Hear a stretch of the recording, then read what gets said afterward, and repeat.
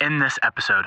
The topic today at hand is the insecurities and pressures with chasing your dreams. Am I doing this because it's uncommon. This is an uncommon trait for people our age. As a person, I don't think you're always necessarily realistic, but should you be? Because you're going to have a ton of people who are telling you, hold on a second. Do you understand what you're saying? Do you understand how hard that is? Let's finish it. What is up, everybody? Welcome back to another edition of The Closing Pitch. My name is Spiker Helms, and I'm joined by my co-host, David Birkby, who has not grabbed his mic yet, but it is... Now, there it is. Welcome. Hey, buddy. I thought you weren't going to join. I thought you were just going to leave your mic there and just hang I thought out. this would be a solo episode for you, where I would just be the pretty face on the side. I'd just look, and I wouldn't say anything. Do you think I could... I don't know. It would be really hard to do 20 minutes of just me just straight talking. You could play a couple of different characters if you want. You'd try accents. Oh, hello, mate. Welcome to the Down Under, It's the Closing the Pitch. Spiker and Spiker Show, brought to you by Spiker. We got an interesting topic. Yeah. Would you like to? Sure. I've told you this. I want you to be the alpha in this conversation. I'll be the driver. And I'm going to be just sitting back and relaxing and then being the armchair quarterback. Okay. All right. So I was listening to another podcast the other day, and I don't even remember the full topic of it, but a segment of the podcast kind of drew me in, and it hit home to me because it's something, I guess you could call it insecurities that you deal with on a daily basis of being in this business and what we do. And so immediately it kind of popped into my head that I think we should talk about it because I think me and you both have some good examples that can play on the field and in business for guys who are listening. But also I just, I think it's going to working in a small business nature and having to kind of go through those difficulties of starting up and just day to day and everything. I think that this topic's going to hit home and we're going to have some really cool examples. So the topic today at hand is the insecurities and pressures with chasing your dreams. That was a good intro, Dave. Thanks. It was solid. I usually bring in some ums. That's what Shandi keeps on telling me. You need to eliminate your ums. And so I think we should actually move forward with you delivering the intro. We can try it. We can try it. I am the star. So. All right. Okay, go ahead. So the insecurities and pressures with chasing your dreams. So everybody's got dreams, right? Mm-hmm. You talk about it all the time. You always kind of look into the future 5-10 years down the road. You're like, man, I could be at this place. I could be living here. We can do all this because the business has grown and my job can be this and that. And you kind of see it as you even, as in business, you see your jobs starting to become more clear and new paths are always coming and new adventures. And it's scary, but it's fun. And so you can't help but not look into the future and start to realize where this is going, where this path might take you. And it gets exciting, right? But then you always have just a ton of people when you're trying to explain that, whether it's friends, family, teammates, coworkers, etc. When you start trying to explain that path and your dreams and your wants and what you see coming down the pipeline, you kind of get some pushback sometimes because as a person, I don't think you're always necessarily realistic, but should you be? Because you're going to have a ton of people who are telling you, hold on a second. Do you understand what you're saying? Do you understand how hard that is? Do you understand all that it takes to go into that? And you're like, well, yeah, I've been working in this business for 10 years. Yeah, I do. And go ahead. It's the original kind. And Seth Godin says it really eloquently, is that people love the original kind. I like the original ketchup. I like the original Walmart. It's something that they're used to because people don't like change. I think it's safe. Yeah, it's safe. It's change, and we're all guilty of it to some degree. There's certain things that I do that I don't want to change, but I know that when I get this feeling of, oh boy, a pressure type of feeling, I know that I need to keep going down that route because it's good. I know that that's going to be a really good situation for me. And when we talk about the original kind, like Coca-Cola, everyone knows what Coca-Cola is. Yep. They love Coca-Cola. And then when you have a competitor come in, you're like, whoa, I don't know if I trust that. Right. It's the same thing when you have like a friend who is going to go off on the deep end and they talk about, well, I'm going to do this gig now. And you're like, that's like completely out of right field, and you shouldn't do that because you're concerned for them. You don't Sure. want them to get outside their box and then fail, and you're putting some of your insecurities onto them. There's safe, and then there's, I guess not safe, but there's an easy path that is really like secure and you kind of know, and then there's a path that's uncertainty. It's risk tolerance. Everyone has a certain degree of risk tolerance in different types of categories. Like the Tigers who are in our organization, they have a risk tolerance. Some of them are chasing big dreams, and they're willing to put everything on the line and change their future just to go after this dream of playing professional baseball or playing at a Division I or being a person that not necessarily has the genetics to play at a Division I, but they want to play in college and they want to have a successful career in college. That's a big risk. It's a huge risk because you're basically shelving everything else and saying, I'm going to do this later on down the road, where a lot of other students and players in different sports, like they end up saying, you know what, I'm just going to go to college and be a college kid, which is I hate to say it, it's an easier decision. It really is, because you either are going to go to college or you're not going to go to college. I'm going to go to college and I'm going to join a fraternity or a sorority, and then I'm going to start my life. Where a athlete is choosing, I'm going to punt the fun years of my life, the super fun years where I can go party at college, have fun. I can do that almost every night of the week, just as long as I have the right grades. But for athletes, it's a different story. Like, yeah, you're going to have some parties and stuff like that, but you have to be socially responsible. Right. And you have 20 other dudes or 20 other gals on a team that are relying on you to perform, and you have a coach that's putting his whole livelihood on a bet for you to play at that university, and his whole family is depending on you to succeed. A lot of people don't understand that. That's a huge risk. Well, let's take this all the way back, because we do have some listeners who are in that type of moment right now, making those types of decisions, okay? And let's take it from the context, because I got an example for you. Let's take it from the context of a high school freshman, okay? To where you're new to high school, you really love baseball, and you got these dreams of playing college one day, maybe playing at a really high level, maybe even playing professionally, because it's okay to dream at that too.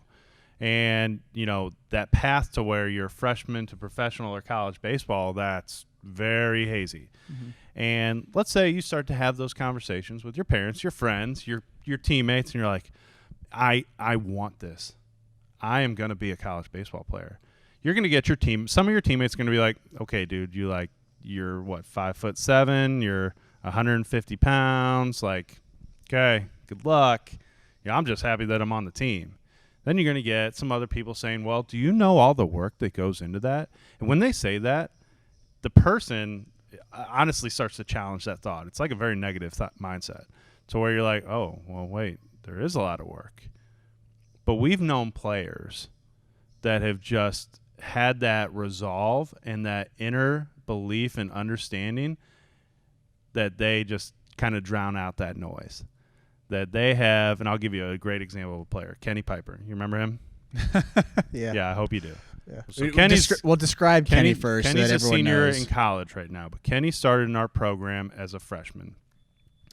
Kenny probably could not have weighed more than 120 pounds. If that. And he was... Oh. Well, I had a lesson with Kenny. Yeah. And I was working with him. It was like a random time. It was like a random practice type of deal. And he's the only one that showed up. And I didn't know the Tigers organization from up to down like I do now. Mm-hmm. He comes in, and I'm like, man, this kid's really good. I go to Jaws. I'm like, man, that was a really good sixth grader. Yeah. Yeah. And Jaws goes, that's one of our freshmen. Sorry, Kenny, if you're listening. That's one of our freshman catchers. I'm like, oh. But this dude, like, I'm telling you, from a freshman he had no doubt that he was going to play college baseball. He had and I wouldn't bet that he doesn't get a shot professionally and go on, but he knew that from like day one of high school baseball. He knew why he was coming to the Tigers, because that was going to give him the opportunity down the road to then play college baseball, from both a training aspect, from a schedule aspect, from everything, that this program was going to help him get there. And now he had a great foundation. I don't think his parents would have ever told him, no, you can't do something, but I bet you a ton of his friends were like, dude, I can throw you further than you can hit a ball. One thing that Kenny did, which I relate to really well, is he's not much of a talker. He doesn't talk the game. He goes about his business in a totally different fashion, similar to how I do it, which is I see something and I'm like, I'm going to do that. And I don't mention it to anybody. I literally, because if I mention it to somebody, it's not going to happen. That's just me. There's other people out there that I know that they have to literally say it over and over and over again to a whole bunch of people, and it literally fuels their fire, and they're able to go and attack it. With me, it's different. I don't want to have someone come down and say, Spiker, you can't do that, because it just tears me up, and I absolutely hate it, and I start not liking that person. And let me give you like his path a little bit here, because it's really interesting. You're going to see a lot of adversity in this path.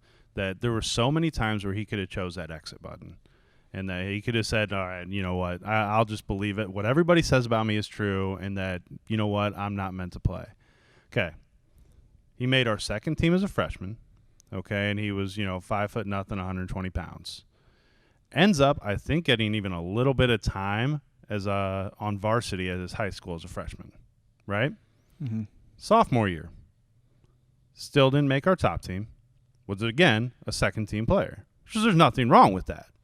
But if you're looking at college baseball as a sophomore and you're in that role, it's going to be tougher to believe it, right? I'm not saying we've had guys who were on our third team as a freshman who are playing at Division II, Division I's. It's just how everybody grows different, everybody changes different, and adjusts different. Just for a listener's perspective, like, second team and a club baseball team is actually really good. Oh yeah, for sure. It's different when you talk about varsity. Well, he was playing varsity as a freshman. Yeah, but what was the school? Yeah. What conference are they in? What competition are they playing every day? Like we can draw from a vast group of people. We can draw from 3 to 4 different states, and a school can only gather from a certain population. Area code. Yeah, just an area code. Yep. So, I mean, him being on varsity as a freshman was still awesome, but yeah, he was still a second team inside of a club organization. Mm-hmm. And so even as a sophomore, he hadn't grown a lot. It just hadn't hit him yet. And so as he's working into his junior year, it kind of seems like he's still kind of getting passed up a little bit. And he was a varsity contributor, playing, starting, everything.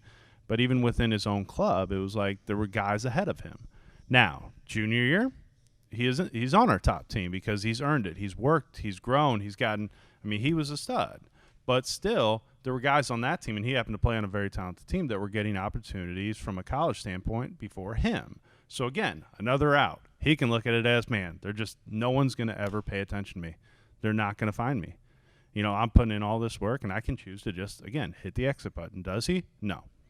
He sticks the course. He keeps working. And that's the thing about him. He's never let that noise get to him. Ever. Never let it. And now, all of a sudden, as a senior, he gets an opportunity with a school, walks into that school, ends up competing as a freshman to start. Again, now he's working himself into different areas. Becomes a dude. I don't know if he can verbalize this, but I know that he probably knows it subconsciously. His unfair advantage over every other player is his competitive level. Yeah. Like, he just is he's a killer, basically. If it's me and you, mano a mano, we're going to be friends outside of this competition. But when we're in competition, I'm going for your throat. Well, and I can envision it right now. Like, I would take that dude against so many guys, almost anyone. And if you said, like, you're going to face a first rounder today, Kenny, on the mound, he'd give that quiet little chuckle, and then he'd just step in. I can see it right now. I can see the smile. I can see everything. I can see that, like, all right, let's go. Let's get after it. Because that's what that dude's always built up. And that is a feature that's going to carry with him throughout his whole life, past baseball. Like, he is going to carry that to where he's going to carry it into business. He's going to carry it into family. He's going to do, he's just going to be the guy who's always believing in himself and always going for that dream because he knows it's attainable with the work that he's going to put in.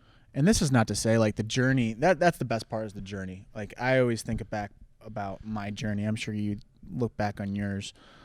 And a lot of people don't talk about this. And it's the emotional side of things that every day when you wake up, when you make a decision, all right, I'm going to go after this. And I wrote down 3 things that off of insecurities that I think is very vital when it comes to the emotional side of things when you're on that journey. Like I remember I'd be driving in the middle of Illinois or Kansas or Oklahoma going to my next stop, and I'd be blaring my music when I was in college, and I'd be just imagining like what would happen if I did this, what happened if I did this. I literally played the future inside my head. And I did that to combat these 3 things, which is failure and rejection, the lack of confidence, which is the social anxiety, and then, which is you're kind of think this is kind of odd, but perfectionism. I want to go through all 3, which is failure and rejection. Like that is a huge thing for me. I struggle with that all the time because I want to be socially accepted. I love having friends. I'm a social animal. Everybody does. Yeah. But I mean, I'm an extrovert. Yeah. When someone doesn't like me, it bothers the heck out of me. It really does. And I try to figure out why does that person not like me? And I can't. I wish I was a person that could say, screw it. I don't need them. But in all reality, it's weird. I'm like, well, why doesn't that person like me? And I start thinking about things like what I can change, which is not a really good situation. So what I do is I kind of go back internally and think, all right, what do I need to do to go chase the dream rather than that person's social approval? That's why I'm very reserved when it comes to the things that I want to accomplish. The second thing, which is the lack of confidence. This is a huge thing because I don't care if you are the most confident person in the world. If you are the president of the United States or you are a leader of another country, at some point during that time, you have a lack of confidence, no matter what it is. It could be in certain categories, and you mask that confidence, that being unconfident. And when you start thinking about changing your thought process and saying, all right, I'm going to think about my future. I'm going to think about the dream. I'm going to keep thinking about that. It makes a switch on that confidence factor, and it reignites you into that area of like, all right, I'm going to be more confident in this situation. I can be more confident because I know if I've already played it in my head, it's going to happen. The third thing is perfectionism. I spent so many hours in a cage where I think it was over the top. If I could go back, that's one thing I would change is I would actually do less cage work and more social, hang out with friends, teammates, family, my mom, my dad, all that. And when I would make that switch in my head as I'm driving through Illinois or Kansas or Oklahoma, it would take away all 3 of those right away. And I could refocus in on what the dream was. I think a lot of people, they struggle with that. You probably have different insecurities, but those are the 3 things that I struggled with so much. I think the one that you talked about that I'm going to touch on real quick is the lack of confidence. And I cannot tell you, I'll just give you personal experience. And I can't tell you how many times through this journey with the Tigers that I've been like, man, what am I doing? Like, what's going on? Because you're going to have, hard times. You're going to have, situations that come up and it's going to be tough. And you're like, man, I could go do something different. And it happens, right? It happens a lot. And for those who are listening too, I mean, I know we talk a lot of this stuff and we try to give, our roadmap that we've gone through so that people can kind of get some better understanding. But I mean, we're still in the middle of it. It's not like we've reached a pinnacle or anything like that. Like we're just 2, 30-age guys who are working in a small business who are trying every day to get better and grow this thing and help our players, our families, and then doing this podcast while giving back some advice that we've learned in the past from our failures and successes. So, like, don't think we've made it, and I don't ever think I will, okay? But throughout that whole journey, there's always been those times where I've been like, dude, like, am I making the right decisions? Am I doing this? Because, it's uncommon. This is an uncommon trait for people our age. It's always been said, go down the corporate route, join a Fortune 500 company, and make $80,000 to $90,000 a year. Maybe you can get up to the 150 range. Have a family, have a white picket fence, and have a dog. Where we've made the decision, which I mean, I'm not saying that other decision is wrong. I think it's very enticing. It's very, very enticing. But we've said, all right, I'm going to gamble everything. I'm going to put my chips into the middle because I'm talking now. You can speak on this, but I'm driven by a purpose of giving back to the players, and I want to do this because it's my passion. I love the game of baseball. Now, am I going to make $150,000 a year? I don't know, but I'm willing to risk everything to help a kid to achieve the goal that I achieved. And that's a huge risk. Like, I mean, you're talking about retirement. You're talking about being able to have that house with a white picket fence with a dog. I mean, you're saying I might not get that. Well, I think you've said it a bunch. It's something, we're choosing to go down this route because of it's something to where there's so much more to the job. And, you get to really feel like you're building it, and you're along the lines of building the business, but you're building the club, you're helping, you're working, you're building relationships. There's just so much more to it that makes it satisfying. That's where when I get that lack of confidence in a certain scenario, I always kind of go back to that. Okay. I always go back to that. What's my dream? And that's the topic today, right? Mm-hmm. I know where I'm going. I know where I want to be, and I'm going to fight every day to get there. And I'm going to do stuff that's outside of my comfort zone to do it. And that's great now. I hid away from that. I shied away from stuff outside my comfort zone early on in my time with the Tigers. And you well know that. And I didn't want to look stupid. I didn't want to look foolish. I had all these reasons to not do it. And it was a lack of confidence with it because it was something different. And now I'm just so gung-ho about doing something that might be a little bit scary, might be a little bit off the beaten path because, again, and I think that a player can go with this, and I think that a person in business can go with this, that by doing those types of things, you're going to grow and get to that point where that dream can become possible. It's risk versus reward too. Like, if you are not willing to take on risk, the reward is not going to be as big. Like, is there going to be a reward? Yeah, but it's not going to be as big. I think that's what really entices me about small business and being inside the sports industry, because it's a growing industry. It's rapidly growing, besides the cerveza sickness. But if I want to accomplish the things that I want to accomplish, I see that reward. I'm willing to risk a lot and go after that reward. Like, I remember making the decision. Should I go into the financial world, which is very lucrative, or should I go down this baseball route, which might not be as lucrative? But my reward is more on the social end of things. I mean, and it might be. It could. It might be because, whoever said that just because you're in business or you're a coach, right? Yeah, no, okay, I always love that one. My biggest pet peeve in the world. I actually, personally, whenever someone asks what I do for a living, I still haven't come up with the greatest answer ever.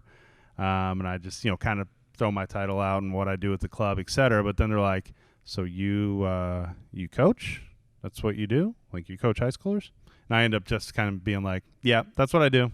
You got it. That's all I do. Just show up there on the weekends, coach. Shondi's family, for the longest time, I still think they don't know what I do, but they were saying, so what does Spiker do? And Shondi goes, well, he does baseball. And they're like, right. he lives off that?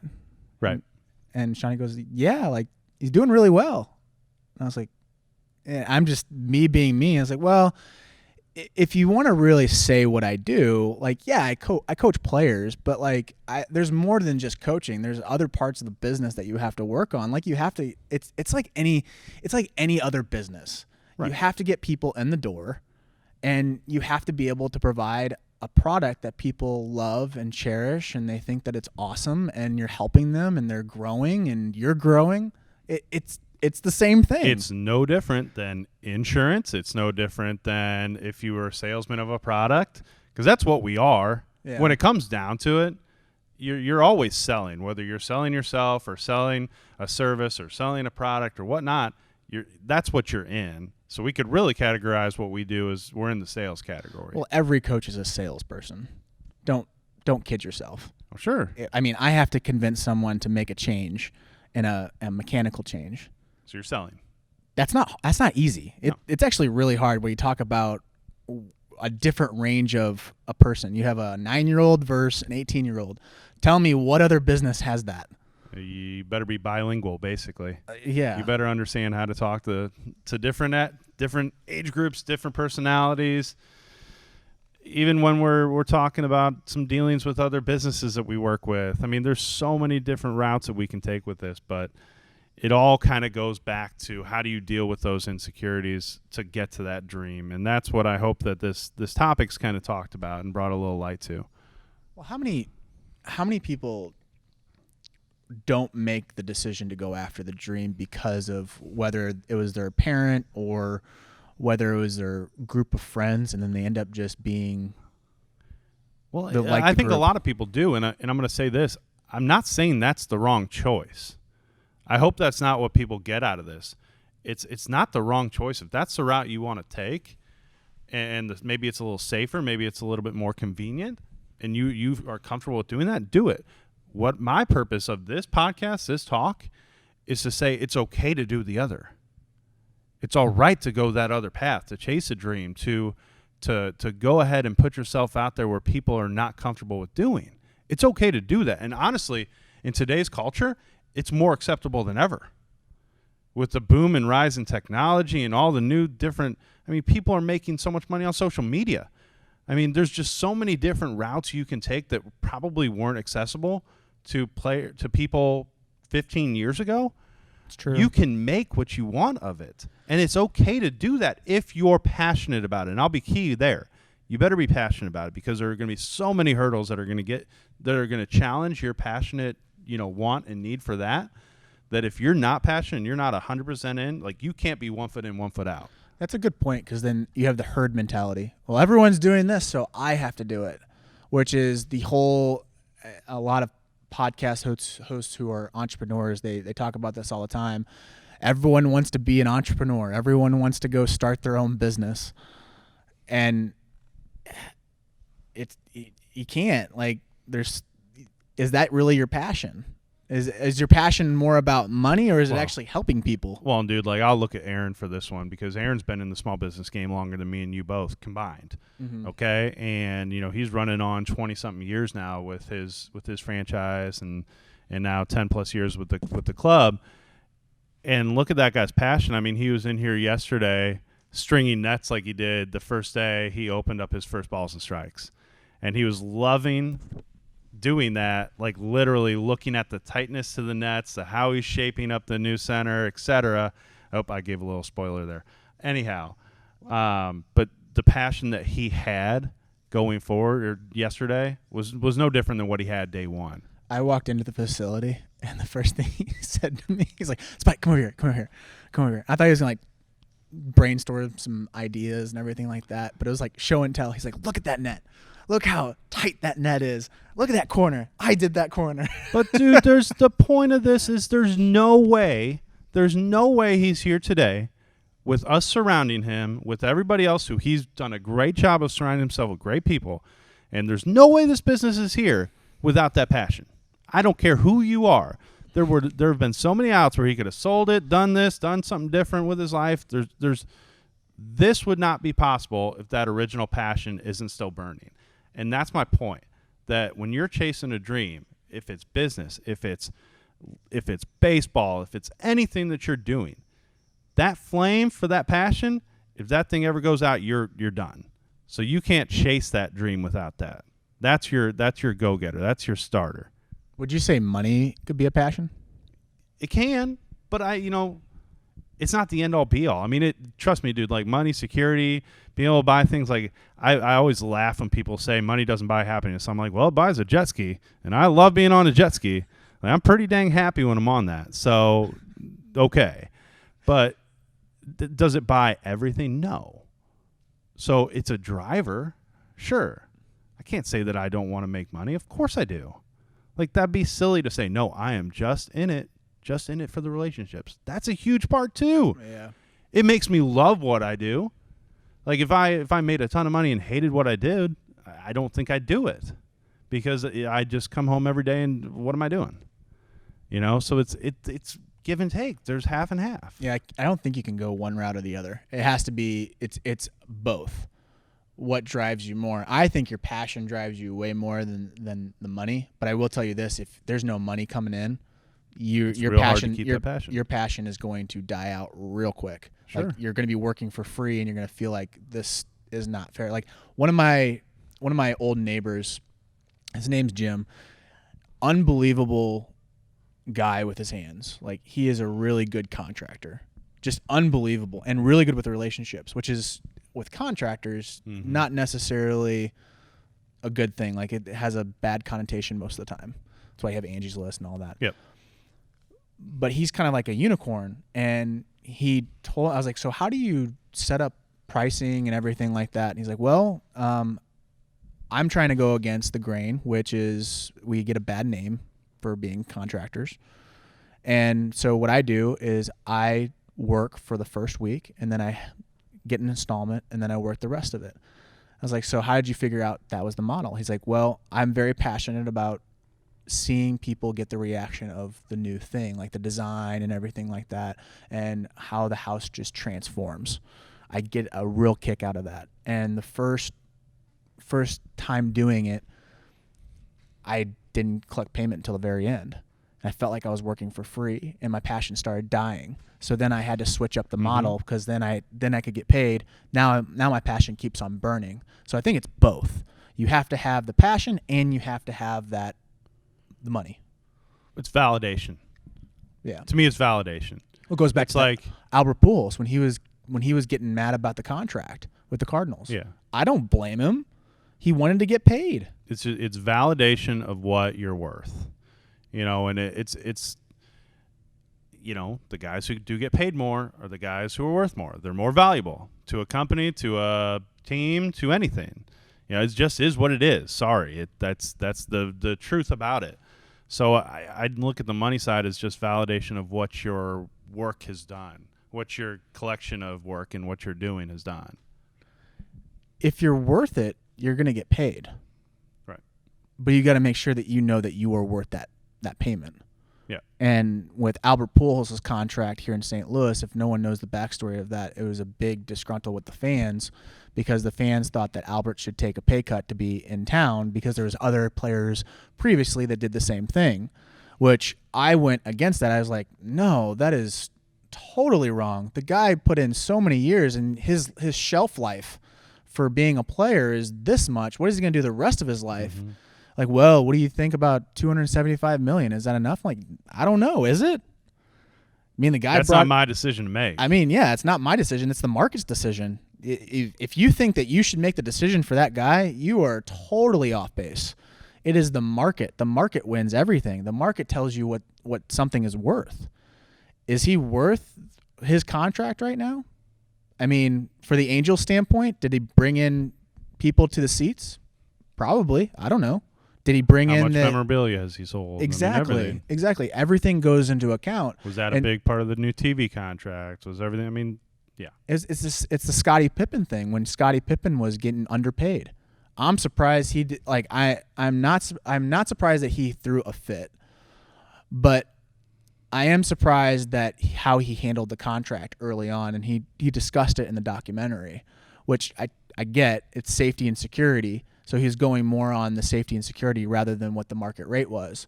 But then now I think players now are way smarter. Like LeBron, he is an absolute genius when it comes to contract negotiations and how he's navigated his career on trying to be the first $1 billion athlete. Well, and to this while point, playing, Michael Jordan's the first. But to this point of what we talked about today with this conversation, Scotty had a passion. Scotty stayed passionate. He kept to his dream even when those things weren't necessarily going his way. Maybe signed a back deal to start. What happened? Shocker alert. He made more money in the NBA than Michael Jordan ever did. No way. Did I know that? He made slightly over $100 million. I think Michael was in like 92 per This is just contracts. Yeah, that doesn't include Nike or anything like that. In his career earnings for the NBA, Scottie Pippen made more than Michael Jordan. Wow. Right field. Dave with the solid So, again, to me, it goes back. He was clearly passionate about something. Did he have roadblocks? Of course. Did he have people saying, dude, what are you doing? Why did you sign that? Get out of it. This is terrible. What are you doing with it? You're one of the top 10 players in the league, and you're making base minimum salary money. He stuck with it, right? Because he knew that if he kept doing that and kept working and he was confident in his skill set and his beliefs, that the next time it would be better. And do you think he played chess on that? Yeah, probably. I mean, I don't know the inner workings, but I just think it all goes back to those simple topics that we're talking about. It applies everywhere. Like, it literally applies everywhere. You got a dream. You got to understand what it takes to get that dream. You got to understand the work it's going to take to get that dream. You got to be passionate about that dream. You got to be able to drown out the outside noise for that dream. You got to be able to stay focused for that dream. I mean, the list goes on, but those are things that you have to do. And I'm a believer, especially in the world we live in today, you can make and create for yourself. You just might have to sacrifice a little bit more than taking that easy route. Seth Godin had an Instagram Live yesterday. I watched it for like 10 minutes, and he ended up having technical difficulties with his microphone and everything like that, so he had to cut it short. Usually goes about 30, 40 minutes. But he had a really interesting question, which was I think it was a gal that asked, I'm so creative and I want to be more creative, but I have a lot of red tape around me and my job. And he ended up asking, like, well, what's your job? She said, well, I'm on a Fortune 500 company. He's like, well, that's what you're sacrificing. You're sacrificing that ability to be creative, because if you were in a small business situation, they're going to value more of the creativity. But the thing is that you have to add those things, and you have to be willing to work for free in those sectors where you're trying to be creative, which then ends up making those sections in that company. And it hit home for me because I view myself as more of a creative than an analytical type of person. I can go back and forth, but with a small business, what we're doing here, we have way more creative freedom, but we're sacrificing that security for that creativity and for that freedom to be able to make a decision like, hey, I want to go down this route. I think this is a really interesting route. I want to go do that. But you also said it right there. You said that creativity can build new sectors and build new value. That's what you're doing. Mm-hmm. That's what you're doing. You're creating value. That's a huge deal. That is, whether, again, I'm going to tell it until I'm blue in the face, whether you're a player, whether you're in business, it does not matter. But you have to find a way to make yourself valuable to achieve that dream. That is a key component to this whole thing, that if you want that light at the end of the tunnel, if you want that dream to occur, you better find ways to make yourself valuable. And you better be willing to do just about anything to make that point valuable. Well, then let's kind of put it in perspective on what's valuable. How do you know what's valuable? Let's go from a team standpoint on just sports for baseball. How do you know that you're valuable? I mean, one, you're getting put in those situations to be the guy, to help your team win, to help your team compete, to bring, maybe it's uncomfortable situations where you're bringing guys more together to make the team as a culture better. There's all sorts of ways to provide value. You don't even have to be a guy who's necessarily the best player on the team to be the most valuable player. I'll say this for... We call those glue guys, by the way. Yeah, I'll say this to make it more black and white. On a team, let's just use baseball for an example. If you are getting outs or you're getting runs or getting on base, because that equates to runs. Let's just put football. Are you scoring touchdowns? Are you gaining yards? Are you stopping yardage if you're on defense? Now let's go for business. What makes you valuable? Are you in the income stream? Are you in the revenue stream? Black and white. It's pretty simple. If you're not in that situation, how do you expect to then get paid more? How do you expect to? Well, that's why salespeople are paid the most. I mean, they are the revenue stream. Right. Without a doubt. Obviously, product's important, but if you're not in that revenue stream, how can you say that you're really technically valuable? You have to bring in more revenue than what you're getting paid. Yeah. And probably by far. So if you want to increase the pay, and if you want to increase your role, and if you want to increase whatever, your status in your business or on your team, you have to be creating more than what your current role is. Does that make sense? Well, and I think that's why school is so important. Like, don't get me wrong. My mom was a teacher, and school is very vital. They do a lot of great things, but one thing that school lacks is teaching that simple concept, because if I'm a student, the only value that I'm giving to the teacher is if I get A's, because the teacher, if you are an A student, the teacher doesn't have to write you up. They don't have to write a report on you. So your value, you're not in a stream. You're not doing something to make something move forward. Well, and let's even take it into that context, okay? We'll go all the way up with this. The student has the incentives to get good grades to then move on. Mm-hmm. The teacher has the incentive for the students to get good grades, because then it reflects on the teacher's abilities. So then the teacher can move up in roles. The school has the incentive for the teachers to create good grades and good atmospheres for the students, so that the school can get higher ratings, etc., move forward. And then obviously the whole system has that, so that it stays solvent, so that it stays going, that it stays getting everything that it's, continuing to get. So it works all the way up. There's a ladder, and it's the same thing in business, same thing in baseball. Mm-hmm. It does not make a difference. But what I'm saying is, I don't think that students realize they that don't understand when they come out, because I don't think that school provides that intuitiveness, that black and white. And that's a blunt way to go about it, and not a lot of people do that. Yeah. Well, and I think that's just it. And again, I think this goes back to being raised in an entrepreneurial type of family. That's one thing that they really stressed on me. When I wasn't playing, they're like, well, why do you think you're not playing? I was like, well, the coach does this. I'm like, no, because you're not in the stream of what you need to do to win the game. You're not doing the right things. As much as everybody wants to say this world is an equal opportunity world, it's not. It's not. Okay? The people who work, the people who create more value get more opportunities. Yeah. Okay? It's pretty much that simple. And if you're not that person, whether you're on the field and you're not doing what you need to be doing to get those opportunities, you're clearly not creating enough value for yourself. Same thing in business, same thing going forward. So to bring this all into context, if you want to reach that dream, make sure you are creating value, make sure you are drowning out the noise, make sure that you are not letting those insecurities stop you from doing what is necessary to get that dream. And I recommend, because the insecurities is going to be the biggest obstacle. And I kind of gave you my story on it when I was driving through these small towns, and how I kind of combated the failure and rejection, lack of confidence and perfectionism. That was my kind of tick. That was how I got around it, because I'm more self, right? It was more inner. You got to find that. If you can't find that, you're gonna go on to one thing, and then you're going to move on to the next thing and the next thing and the next thing, because you haven't solved the issue, which is the insecurities. You have to figure out, how do I hack that insecurity? How do I get over that hump? Because if you don't, you're going to keep on moving on to the next thing, which is not really a fun situation. My dad always tells this story. We had one of our players that I played with.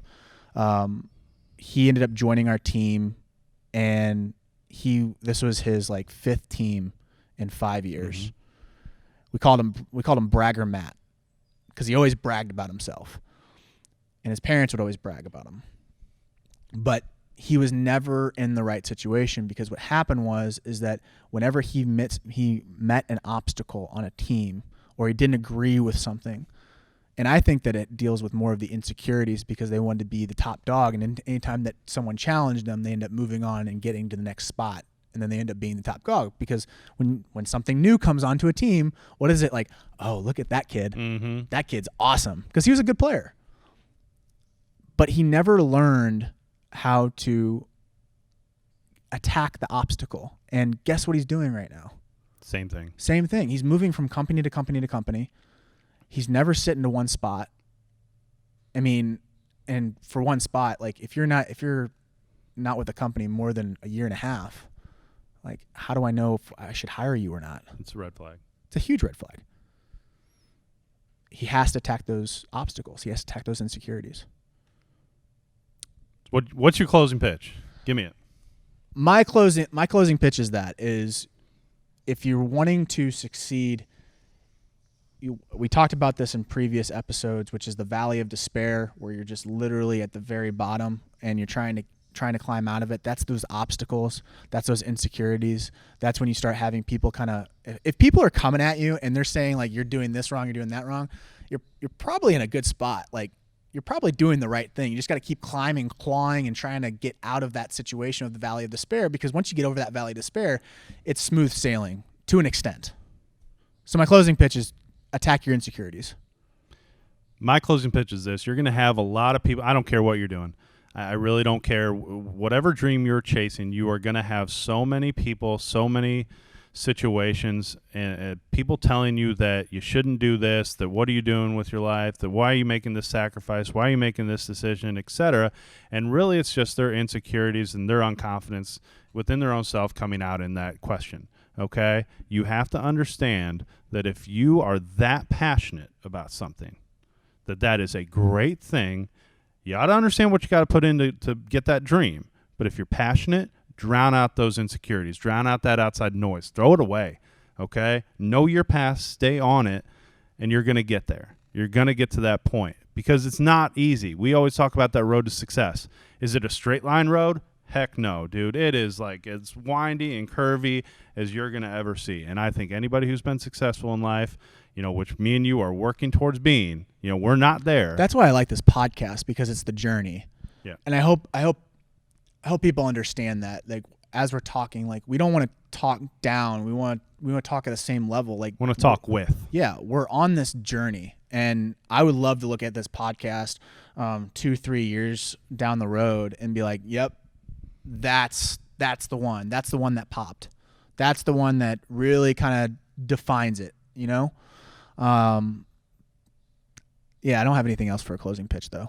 I can't do number 2. I can't do another second closing pitch. But what's your closing pitch? We want to hear your closing pitch. We use an app called Anchor, kind of cool app. You can record your own voice and submit your own closing pitch. If there's something that rings a bell inside this podcast, send it over to us. We also accept DMs. If you would like to direct message us on the social platform of your choice, Facebook, Instagram, Twitter, you name it. I'm on TikTok. Dave is not. So if you're on TikTok, please give me a follow. That's my right hook there. Yeah, shameless self-promotion. But guys, here, honestly, hey, please send in your questions. Even if you think it's a dumb question, send it in, okay? Look at this as the easiest way to get any answer that you want. So make sure you submit questions, give a review. 5 stars would be great, but if not, anything helps, okay? I'm going to say something on that. Review is huge. Like when you think, I always get asked on the app, like, oh, give us a review. I'm like, I don't want to do that. I'll decline it. I don't realize it. Like, it is a huge deal when you get a review. And when you get a subscription or a download, like, that is a big deal. So when you do that, like, it's a huge thing for us. So if you download or subscribe to our show, we don't have an app, but if you subscribe to our show, don't think like that's like doesn't mean anything. That means so much to us. So please subscribe, please give us a review, and we will catch you in the next episode. See you guys. Thank you for watching or listening or both to The Closing Pitch. If you would like to get your closing pitch featured on the show, we use a podcasting app called Anchor, where you can submit your statement or question via audio. Or what you can do is comment in the comment section of this post.